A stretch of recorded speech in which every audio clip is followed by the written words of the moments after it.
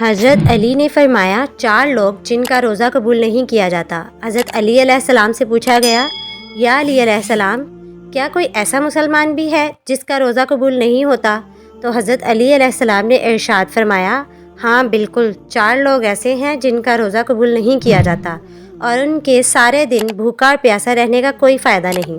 روزے قیامت ان کے روزے ان کے منہ پر مار دیے جائیں گے اور ان کے لیے ذرا بھی فائدہ مند نہ ہوں گے۔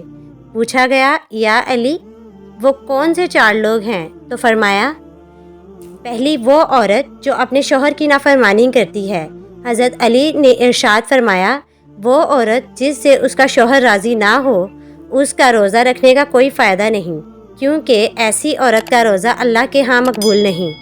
دوسرا وہ ہے جس نے ماں باپ کی نافرمانی کی، اس کا روزہ بھی قبول نہیں۔ پھر حضرت علی رضی اللہ تعالیٰ عنہ نے ارشاد فرمایا کہ تیسرا وہ غلام ہے جو اپنے مالک سے فرار ہو گیا، جب تک کہ اپنے مالک کے پاس واپس نہ آ جائے تب تک اس کا روزہ قبول نہیں کیا جاتا۔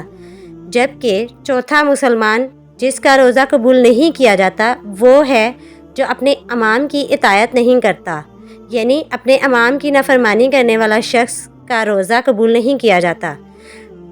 حضرت علی رضی اللہ تعالیٰ عنہ نے ارشاد فرمایا، مجھے عبادت میں 2 چیزیں بہت پسند ہیں، سرد موسم میں فجر کی نماز اور گرم موسم میں رمضان کے روزے۔ خالق سے مانگنا سنت ہے، اگر دے دے تو رحمت، نہ دے تو حکمت۔ مخلوق سے مانگنا ذلت ہے، اگر دے دے تو احسان، نہ دے تو شرمندگی۔